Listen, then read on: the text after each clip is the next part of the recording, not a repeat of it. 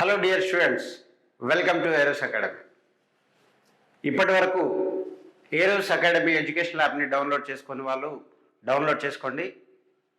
మీకు ఉద్యోగంలో అడిగే ప్రశ్నలని, ఉద్యోగంలో ఎలాంటి క్వశ్చన్ పేపర్స్ ఇస్తున్నాడు, mental ability, reasoning and data ఇంటర్ప్రిటేషన్కి సంబంధించినటువంటి ఏ విధమైనటువంటి లాజిక్తో అడుగుతున్నాడు అనేటువంటి పూర్తి వివరణతో మీకు వీడియోస్, ఆన్లైన్ క్లాసులు, లైవ్ క్లాసెస్ కూడా మీకోసం అందుబాటులోకి తీసుకొచ్చింది ఏరోస్ అకాడమీ.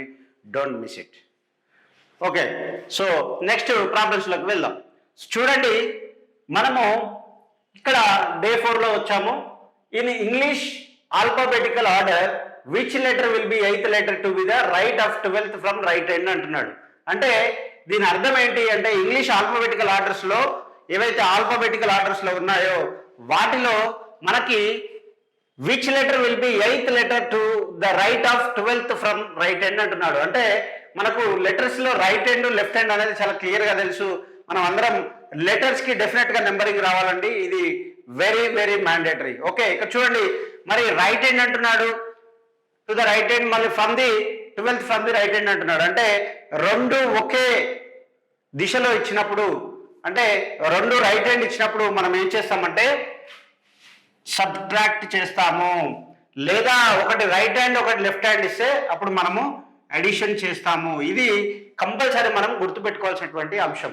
సో ఇందులో మరి ఏమన్నాడు, will be the 8th letter to the right of 12th from the end అంటున్నాడు. So right, left hand, left అనగానే మనకు ఫస్ట్ లెటర్ ఏమొస్తుంది, ఏ వస్తుంది. మరి రైట్ అనగానే ఏమొస్తుంది మనకు, ఫస్ట్ లెటరు జెడ్ వస్తుంది. అందరికి మనకు తెలుసు. అంటే ఇక్కడ ఏకి జెడ్ ఆపోజిట్. క్లియర్? సో ఈ విధంగా కూడా మనము ఆన్సర్ని ఐడెంటిఫై చేయొచ్చు. ఎప్పుడైతే రైట్ హ్యాండ్ మనకు రైట్ నుంచి తీసుకునేటప్పుడు కన్ఫ్యూజ్ అయితే, లెఫ్ట్ నుంచి తీసుకునే నెంబరింగ్కి ఎగ్జాక్ట్ దాని ఆపోజిట్ నెంబర్ కూడా మనకు అవుతుంది. ఎగ్జాంపుల్ ఎల్ అనుకోండి, ఎల్కి ఆపోజిట్ ఏంటి, వి. ఎల్ఓ వి చెప్పాం కదా, ఎల్కి ఓ ఆపోజిట్, వికి ఈ ఆపోజిట్. ఓకే, సో ఈ విధంగా మనము ఫైండ్ అవుట్ చేయొచ్చు. మరి ఇక్కడ ఏమంటున్నాడు, which letter will be the 8th letter to the right of 12th from the right end అంటున్నాడు. So 12th from the right end అంటున్నాడు. అంటే 12th from the right end. So right end నుంచి 12th letter ఏముంటుంది అంటే మనకి 12 - 8 చేస్తే ఎంత వస్తుంది, 4. అంటే మరి ఇప్పుడు 4 అనగానే మనకు ఇంగ్లీష్ లెఫ్ట్ నుంచి ఆల్ఫాబెటికల్ ఆర్డర్ 4 అనగానే డి అని గుర్తొస్తుంది. ఓకే, ఇక్కడ రైట్ హ్యాండ్ నుంచి అన్నాడు కాబట్టి మనకి డికి ఆపోజిట్ లెటర్ ఏంటి, డబ్ల్యూ. అంటే డేవిడ్ వార్నర్ అనుకున్నాం కదా, D for David, W for Warner. అంటే డికి డబ్ల్యూ అనేది మనకు ఆపోజిట్ లెటర్ కాబట్టి రైట్ హ్యాండ్ నుంచి 8th letter to the 12th from the right hand అంటే మనకు 4 వస్తుంది. కాబట్టి ఆన్సర్ ఈస్ డబ్ల్యూ. సో దీన్ని ఈ విధంగా మనము ఐడెంటిఫై చేయొచ్చు. సో వెరీ క్లియర్గా దీన్ని మనము సాల్వ్ చేయొచ్చు.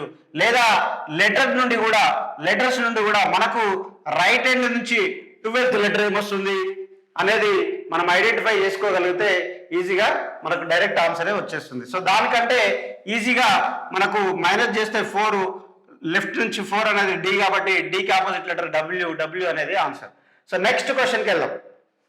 వెరీ ఇంపార్టెంట్ అండి ఈ టాపిక్. చూడండి, 4 persons playing cards, M is on the right of N and P is on the left of O.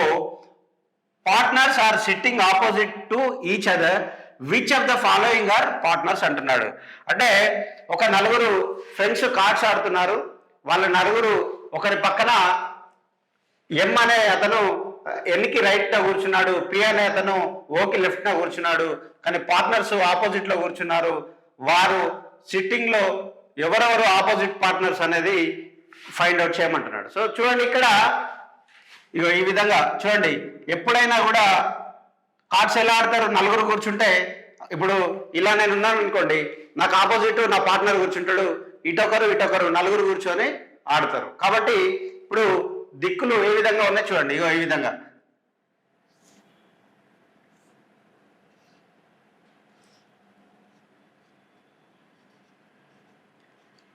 ఇట్లే కదా, ఈ నలుగురు ఇలా కూర్చొని ఆడతారు. సో దీన్ని ఫస్ట్ మనం నెంబరింగ్ అనుకుందాం. 1, 2, 3 4 అనుకుందాం. సో చూడండి ఇక్కడ 1కు ఆపోజిట్ 3, 2కు ఆపోజిట్ 4 కూర్చున్నాడు. మరి ఇక్కడ ఏమంటున్నాడు, క్వశ్చన్లోనే ఆన్సర్ ఉంటుంది, చాలా క్లియర్గా చదివేటప్పుడే అర్థం చేసుకునే ప్రయత్నం చేయండి. ఇక్కడ ఏమంటున్నాడు, 4 playing cards, M is on the right of N అంటున్నాడు. సపోజ్ నేను ఇక్కడ ఎన్ తీసుకున్నాను అనుకోండి, ఇఫ్ నేను ఎన్ అనే అతను ఇక్కడ కూర్చున్నాడు అనుకుంటున్నాను. ఇప్పుడు ఎన్కి ఎం అనే అతను ఎక్కడున్నాడు, రైట్ సైడ్ ఉన్నాడు. అంటే ఇక్కడ చూడండి ఎన్ అనే అతను ఇలా నార్త్కు ఫేసింగ్ చేసి కూర్చున్నాడు. చూడండి ఇటు సైడ్ కూర్చున్నాడు, అంటే ఇతనికి రైట్ ఇక్కడ కాబట్టి ఇక్కడ ఎం అనే అతను ఇక్కడ కూర్చుంటాడు.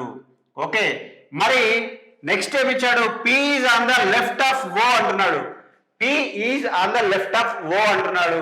కానీ ఇక్కడ ఎన్ తీసుకున్నట్టు మనం ఓనో పీనో ఇక్కడో తీసుకోవడానికి లేదు. ద నెక్స్ట్ చదివితే మనకు అర్థమవుతుంది. ఇక్కడ ఏమంటున్నాడు, P is on the left of O అంటున్నాడు. అంటే P is on the left of O అంటున్నాడు. అంటే ఓకి లెఫ్ట్ నా పి ఉండాలంట. అంటే ఇక్కడ కనుక ఓ మనం తీసుకుంటే ఇప్పుడు ఓ ఇటు కూర్చుంటున్నాడంటే ఇటు లెఫ్ట్ అవుతుంది కదా. మరి లెఫ్ట్కి ఎవరు ఉండాలంటున్నాడు, పి ఉండాలంటున్నాడు. కానీ మరి ఇక్కడ ఎవరున్నారు, ఎం ఉన్నారు. కాబట్టి ఇక్కడ ఓ యొక్క సిట్టింగ్ ప్లేస్ కాదు.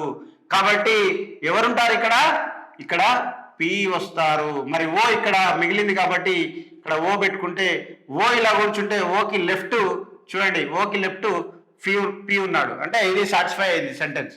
సో ఈ విధంగా కూర్చుంటే ఓకి ఎమ్ పార్ట్నరు, పికి ఎన్ పార్ట్నర్. మరి ఆప్షన్స్లో ఏమి ఇచ్చాడు చూడండి, పికి ఎన్, ఎమ్ పి. ఇక్కడ పిఓ ఇచ్చాడు, రాంగ్. ఎం అండ్ పి ఇచ్చాడు, MO, wrong. M and N ఇచ్చాడు, wrong. N and P, NP is the partners. So ఈ విధంగా మనము డైరెక్షన్స్ ఉపయోగించుకొని ఆన్సర్ ఈజీగా చేయొచ్చు. దీంట్లో ఎలాంటి కన్ఫ్యూజన్ లేదు, వెరీ క్లియర్ క్లారిటీ తోటి మీరు ఆన్సర్ చేయొచ్చు. మీకు ఇంకా ఏరోస్ అకాడమీ యాప్ను కనుక డౌన్లోడ్ చేసుకుంటే దాంట్లో ఇంకా మీకు కావాల్సినటువంటి బేసిక్ ఫండమెంటల్స్, సింపుల్ ట్రిక్స్ ఉపయోగించి మీకు అర్థమయ్యే రీతిలో మేము చెప్పడం జరుగుతుంది. కాబట్టి don't forget to download Eros academy. So find the number of straight lines in the figure. Figure ఇచ్చిండు, దీంట్లో స్ట్రేట్ లైన్స్ కనుక్కోమంటున్నాడు. స్ట్రేట్ లైన్స్ అంటే హారిజంటల్ లైన్స్ వస్తాయి, వర్టికల్ లైన్స్ వస్తాయి. స్ట్రేట్ లైన్స్ అనగానే ఓన్లీ వర్టికల్ లైన్స్ అనుకోకండి. స్ట్రేట్ లైన్స్ అన్ని మనం ఇక్కడ క్లియర్గా ఒక్కటి కూడా మిస్ అవ్వకుండా స్టెప్ బై స్టెప్ మనం కౌంట్ చేయాలి. చాలా జాగ్రత్తగా దీన్ని చేయాలి. చూడండి, సో ఇప్పుడు ఇక్కడ ఏం చేయొచ్చు అంటే హారిజంటల్, వర్టికల్ లైన్స్, ఇవి రెండు యాడ్ చేస్తే మనకు వస్తుంది. చూడండి, ఫస్ట్ నేను హారిజంటల్ లైన్స్ తీసుకుంటున్నా. 1 2 3 4 5 6 7 8 9. హారిజంటల్ లైన్స్ 9 వచ్చాయి. నెక్స్ట్ వర్టికల్ లైన్ చూస్తున్నాను. 1 2 3 4 5 6 7 8. ఎన్ని ఉన్నాయి, 8. మరి 9 + 8 = 17. చూడండి ఆన్సర్లో 17, D is the right answer. ఈ విధంగా స్టెప్ బై స్టెప్ మనం ఫైండ్ అవుట్ చేసుకోగలిగితే ఈజీగా ఆన్సర్ చేయొచ్చు. సో ఇక్కడ ఫిగర్ ఇచ్చిండు, దాన్ని ఐడెంటిఫై చేసినాం. ద నెక్స్ట్ క్వశ్చన్ వచ్చేసి which of the following can be formed అంటున్నాడు. చూడండి ఇక్కడ ఓపెన్ డైస్ ఇచ్చాడు. ఓపెన్ డైస్ ఇచ్చి ఇది ఏది ఫామ్ చేయగలదు అని అడుగుతున్నాడు. సో ఓపెన్ డైస్ ఇచ్చినప్పుడు మనకు క్లియర్గా అర్థం చేసుకునేటటువంటి ఆలోచన ఉండాలి. ఇక్కడ చూడండి, మరి ఓపెన్ డైస్ ఇస్తే ఈ ఓపెన్ డైస్లో ఆపోజిట్ లెటర్స్ ఏ విధంగా ఉంటాయి. ఈకి ఏ ఆపోజిట్ ఉంటుంది, డికి సి ఆపోజిట్ ఉంటుంది, సికి డి ఆపోజిట్ ఉంటుంది, ఎఫ్కి బి ఆపోజిట్ ఉంటుంది. చూడండి ఈ విధంగా ఉంటుంది. ఈకి ఏకి ఈ ఆపోజిట్ ఉంటుంది, డికి సికి డి ఆపోజిట్ ఉంటుంది, నెక్స్ట్ బి ఎఫ్ ఆపోజిట్ ఉంటుంది. ఈ విధంగా మనకి ఆపోజిట్ ఉంటాయి. అంటే ఆపోజిట్ అంటే అడ్జసెంట్ కాదని అర్థం. అడ్జసెంట్ అంటే ఆపోజిట్ కాదని అర్థం. సో అడ్జసెంట్ ఉన్న ఏవి కూడా ఆపోజిట్ లో ఉండవు. అంటే మరి ఈకి ఏ ఆపోజిట్ ఉంటుంది అంటున్నాడు, డికి సి ఆపోజిట్ ఉంటున్నాడు, బికి ఎఫ్ ఆపోజిట్. వీటి ఏవి కూడా ఈ డైస్లలో పక్క పక్కనే అడ్జసెంట్ గా ఉండకూడదు. అడ్జసెంట్ గా ఉంటే అవి మనకి ఆపోజిట్ లో రావు. కాబట్టి ఇక్కడ ఆపోజిట్ ఇచ్చాడు కాబట్టి ఫైండ్ అవుట్ చేయడానికి ప్రయత్నం చేద్దాం. మరి ఇక్కడ డిసిఈ ఇచ్చాడు ఈ డైస్ లో. మరి సి డి అనేది పక్క పక్కనే వచ్చాయి కదా, మరి ఇది అడ్జసెంట్ గా రావద్దు కదా. డిసి అనేది ఆపోజిట్ కాబట్టి అడ్జసెంట్ రావద్దు కాబట్టి ఇది రాంగ్. నెక్స్ట్ బిసిడి, ఇక్కడ కూడా మళ్ళీ డిసి వచ్చింది కాబట్టి ఇది కూడా రాంగ్. ఇక్కడ చూడండి డిఈఎఫ్, ఇక్కడ డిఈఎఫ్, ఇక్కడ ఎఫ్బిసి ఉంది చూడండి. బిఎఫ్ ఆపోజిట్ కానీ బిఎఫ్ అడ్జసెంట్ వచ్చింది కాబట్టి ఇది కూడా రాంగ్. మరి ఇక్కడ డిఈ ఉంది, డిసి ఆపోజిట్, ఇక్కడ అడ్జసెంట్ లేదు. ఈఏ ఉంది, ఏ లేదు. బిఎఫ్ ఉంది, బి లేదు. కాబట్టి రైట్ ఆన్సర్ అనేది ఈ డైస్ అనేది రైట్ ఆన్సర్. సో ఈ విధంగా మనము ఫామ్ అవుతుంది. అంటే దీంట్లో ఏది ఆపోజిట్ ఏది కాదనేది మనకు క్లియర్గా తెలిసి ఉండాలి. అలా తెలిసినప్పుడు మాత్రమే మనము దీని ఆన్సర్ని క్లియర్గా చేయగలము. ద 35th క్వశ్చన్ చూద్దాం. ఇదేంటి, రిలేషన్స్, బ్లడ్ రిలేషన్స్కి సంబంధించినటువంటి ఆన్సర్. ఇక్కడ pointing Nidhi Smriti side she is my brother's only sister's daughter అంటుంది. అంటే ఇక్కడ నిధిని చూపిస్తూ స్మృతి ఏం చెప్తుందనంటే she is my brother's only sister's daughter అంటుంది. అంటే ఇక్కడ ఏంటి అర్థం అని అంటే ఒకసారి అర్థం చేసుకోండి. బ్లడ్ రిలేషన్స్ మనం క్లియర్గా చెప్పాము. 5 జనరేషన్స్ ఉంటాయి. ఆ జనరేషన్స్ బట్టి మనం ఆన్సర్ చేయొచ్చు. బ్లడ్ రిలేషన్స్ మీద కూడా మనం యూట్యూబ్లో మంచి వీడియో చేసి పెట్టాము. మీరు ఆ వీడియో కూడా చూడండి. బ్లడ్ రిలేషన్స్ చాలా క్లుప్తంగా మీకు అర్థమవుతాయి. ఇక్కడ ఏ విధంగా ప్రాబ్లం, ఎంత ఈజీ అంటే సెకండ్స్లో చేయొచ్చు ఆన్సర్. ఇక్కడ సింపుల్ ఏం లేదు. ఇక్కడ ఏమంటున్నారు, మై బ్రదర్స్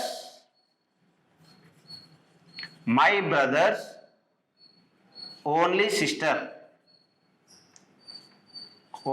సిస్టర్స్ డాటర్ అంటే అర్థం ఏంటి చూడండి. ఇక్కడ నేను మై బ్రదర్ సిస్టర్ అన్నాను అనుకోండి, మై బ్రదర్ సిస్టర్ డాటర్ అన్నాను అనుకోండి, నా యొక్క సిస్టర్ నాకు అక్క అయి ఉండొచ్చు, చెల్లి అయి ఉండొచ్చు, లేకపోతే ఇంకొక సిస్టర్ అయి ఉండొచ్చు. కానీ ఇక్కడ ఏమంటున్నాడు, ఇంకొక సిస్టర్ కూతురు కూడా అయి ఉండొచ్చు. కానీ ఇక్కడ ఏమంటున్నాడు, మై బ్రదర్స్ ఓన్లీ సిస్టర్. అంటే సిస్టర్ అని ఇచ్చినప్పుడు నాతో పాటు చెల్లి కానీ అక్క కానీ ఉండొచ్చు. కానీ మై బ్రదర్స్ ఓన్లీ సిస్టర్ అని అంటే అర్థం ఎవరు, ఓన్లీ సిస్టర్ అంటే నేను అని అర్థం. మై బ్రదర్స్ ఓన్లీ సిస్టర్ అంటే నేను మాత్రమే అని అర్థం. మరి ఇక్కడ my brother's only sister's daughter అంటే ఎవరు, నా డాటర్ అని అర్థం. మై బ్రదర్స్ సిస్టర్ డాటర్ అంటే ఎవరు, మై డాటర్ అని అర్థం. ఇక్కడ చూడండి ఆప్షన్స్ లో mother, daughter, aunt, niece. So answer is daughter. So ఈ విధంగా మనం ఐడెంటిఫై చేయొచ్చు. సో ఇప్పటి వరకు మీరు కనుక ఇంకా ఏరోస్ అకాడమీని సబ్స్క్రైబ్ చేసుకోకపోతే సబ్స్క్రైబ్ చేసుకోండి. అదేవిధంగా ఏరోస్ అకాడమీ ఎడ్యుకేషన్ యాప్ని డౌన్లోడ్ చేసుకునే వాళ్ళ కోసం కూడా డౌన్లోడ్ చేసుకోండి. మీకోసమే బెస్ట్ ఆఫర్స్ ఎదురు చూస్తూ ఉన్నాయి. Don't forget to download Eros academy. Thank you all.